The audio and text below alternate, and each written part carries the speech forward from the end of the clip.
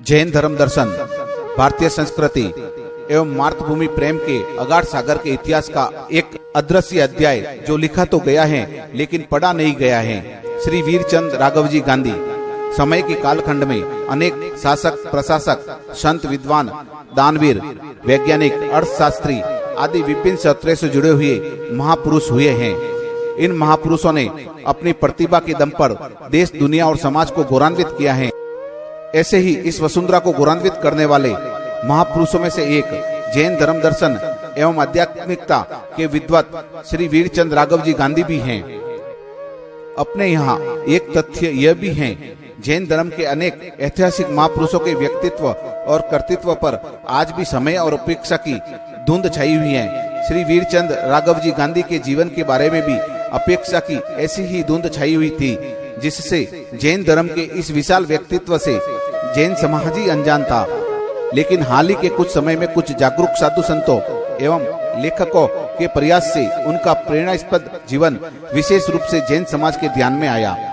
25 अगस्त 2021 श्री वीरचंद जी राघवजी गांधी का 157वां जन्म जयंती दिन है। समय सन 1893 सितंबर महीना, जगह विश्व धर्म परिषद, Chicago. Sisters and brothers of America, it fills my heart joy unspeakable.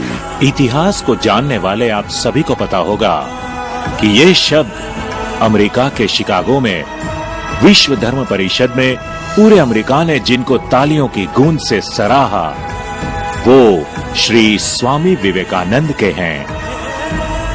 लेकिन क्या आप जानते हैं कि वही धर्म परिषद में एक और भारतीय भी थे, जिनके हर शब्द में अपनी मातृभूमि के लिए प्रेम छलकता था।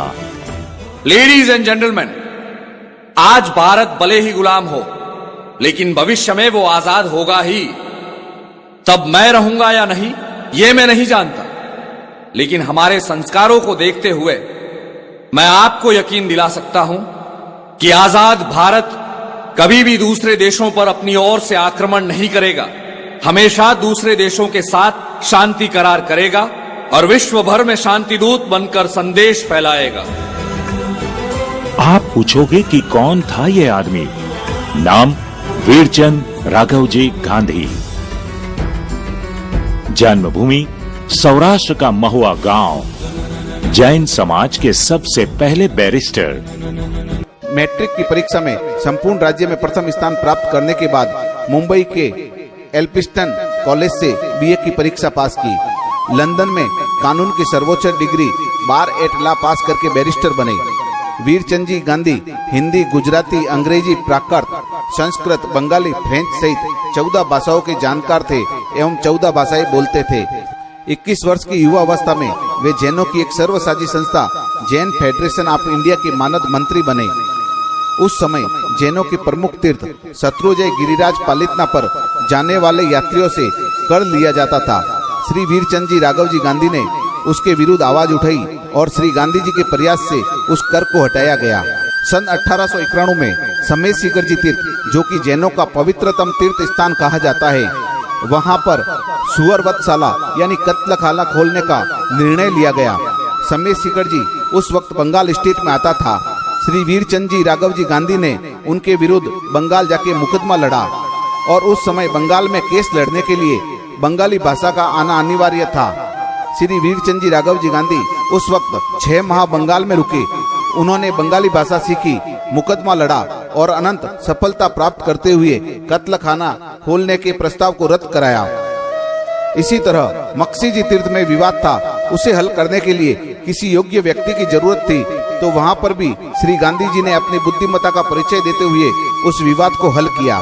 सन 1892 में जैनाचार्य श्री विजयानंद सुरेश्वर जी, जो कि आत्माराम जी के नाम से भी विख्यात हैं, वह अमृतसर में विराजमान थे। उनके पास विश्व धर्म सभा शिकागो में भाग लेने का निमंत्रण देने एक प्रतिनिधि मंडल पहुंचा और धर्म सभा में पधारने का निमंत्रण दिया। तब आत्माराम जी ने प्रतिनिधि मंडल से कहा कि जैन धर्म की क्रिया हमें इस बात की इजाजत नहीं देती कि हम विदेश जाए, हम वाहन का उपयोग नहीं करते, हमारे अपने कुछ नियम हैं। उस पर प्रतिनिधि मंडल ने किसी प्रतिनिधि को भेजने का निवेदन किया।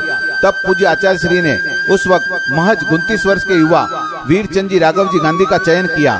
इतनी छोटी उम्र में इतना बड़ा दायित्व देने का मुख्य कारण श्री वीरचंद जी राघव जी गांधी अपनी क्षमता का, अपनी तर्क शक्ति का, जैन धर्म की परंपराओं का परिचय पूर्व में ही शत्रुंजय, शिखर जी एवं मक्षी जी तीर्थ के मसलों का समाधान करवा के कर चुके थे। बाद में आचार्य श्री ने गांधी जी को अपने पास बुलाकर जैन धर्म के मौलिक सिद्धांतों का प्रशिक्षण दिया। फिर आचार्य श्री से आशीर्वाद लेकर गांधी जी विदेश गए। वह पहले जैन व्यक्ति थे जो विदेश गए। वह केवल जैन धर्म के प्रतिनिधि ही नहीं थे, अपितु भारतीयता के प्रतिनिधि भी थे, भारतीय संस्कृति के प्रतिनिधि भी थे। वह पहले जैन राजदूत थे जिन्होंने विदेश में जाकर अपनी जीवन शैली का, अपनी आध्यात्मिकता का, अपनी विद्वता का, मातृभूमि के प्रति अपने अगाध प्रेम का परिचय दिया। सितंबर 1893 में शिकागो में विश्व धर्म संसद में दुनिया के सभी धर्मों और देशों के लगभग 3000 प्रतिनिधियों ने भाग लिया। उसी धर्म संसद में स्वामी विवेकानंद जी भी अपने प्रभावशाली व्यक्तित्व और व्याख्यान से इतिहास में अमर हो गए थे। उसी धर्म संसद में जैन धर्म का प्रतिनिधित्व कर रहे श्री वीरचंद जी राघव जी गांधी का व्याख्यान भी बहुत प्रभावशाली रहा। अमेरिकी अखबारों में उनके व्याख्यान प्रकाशित हुए। उनकी तारीफ सिर्फ वक्तृत्व कला के कारण ही नहीं, अपितु उनकी विद्वता तथा सिद्धांतों की निष्पक्षता एवं प्रभावी प्रस्तुति के कारण भी हुई। अमेरिका में उनके व्याख्यान इतने पसंद किए गए कि उन्हें वहीं ठहरने का निवेदन किया, जिस पर वह कुछ वर्षों तक अमेरिका में ही रुके रहे और जैन धर्म और भारतीय संस्कृति पर अनेक प्रवचन दिए। कहते हैं कि उन्होंने उस समय कुल 535 व्याख्यान दिए। उन्हें स्वर्ण पदक, रजत पदक व अनेक सम्मान भी प्राप्त हुए। श्री वीरचंद जी गांधी एवं स्वामी विवेकानंद आपस में मित्र थे। मित्रता के साथ ही उनमें कुछ समानताएं भी थी। दोनों ही बहुमुखी प्रतिभा के धनी थे।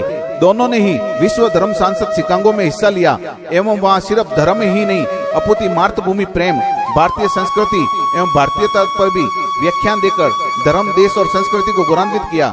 दोनों का जन्म भी समकक्ष समय में हुआ। इन दोनों का एक दुखद संयोग यह भी रहा, इन दोनों ही प्रतिभाशाली महापुरुषों का स्वर्गवास अल्पायु युवा अवस्था में ही हो गया। स्वामी विवेकानंद जी का स्वर्गवास 39 वर्ष की आयु में एवं वीरचंद जी गांधी का स्वर्गवास 37 वर्ष की अल्पायु में हो गया था। श्री वीरचंद जी गांधी ने मानव सेवा, जीव दया, संस्कृति की रक्षा के क्षेत्र में भी बहुत कार्य किए। श्री वीरचंद जी गांधी ने 1890 में उनके पिता राघव जी गांधी का देहांत हुआ, तब छाती पीट कर रोने की प्रथा का विरोध भी किया था। बहुआयामी प्रतिभा के धनी श्री वीरचंद जी गांधी 1899 में अमेरिका में हुए तीसरे अंतर्राष्ट्रीय वाणिज्यिक सम्मेलन में भाग लेने वाले वह अकेले भारतीय थे।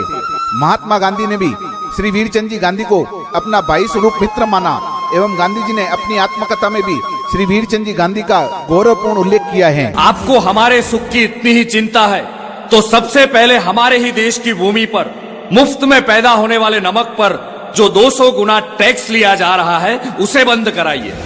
वीरचंद गांधी का ये सपना भी साकार हुआ।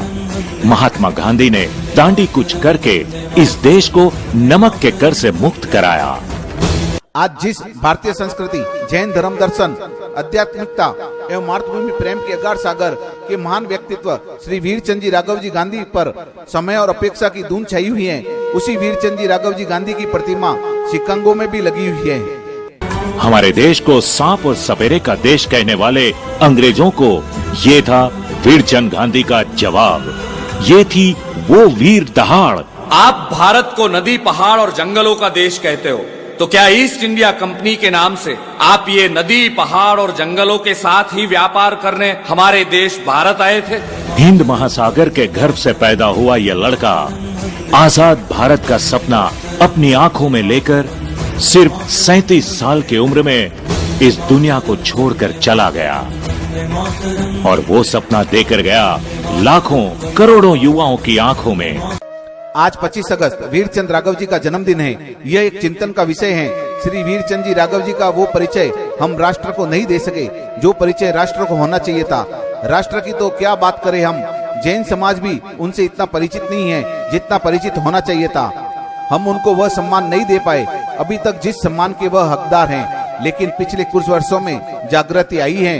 बस आज उसी जागृति को, उसी अलग को जगाए रखना है। जय जिनेंद्र। स्वामी विवेकानंद जी जिस धर्म परिषद में आए थे, उस धर्म परिषद में हमारे गुजरात के भी एक नौजवान आए थे। वीरचंद गांधी भावनगर जिले के रहने वाले थे, बड़े विद्वान। और जब वो अमेरिका आए, विश्व धर्म परिषद में उनका भाषण, अमेरिका में उन्होंने कई वर्षों तक रह करके अमेरिका के सभी बड़े शहरों में भारतीय संस्कृति की बात कही थी। गांधी बिफोर गांधी, मोहनलाल करमचंद के गांधी के पहले वीरचंद गांधी 29 साल की आयु थी। उनकी पढ़ाई गांधी जी के साथ हुई थी। इन सभी चीजों को उजागर करने से एक गौरव मिलता है, प्रेरणा मिलती है, आनंद मिलता है।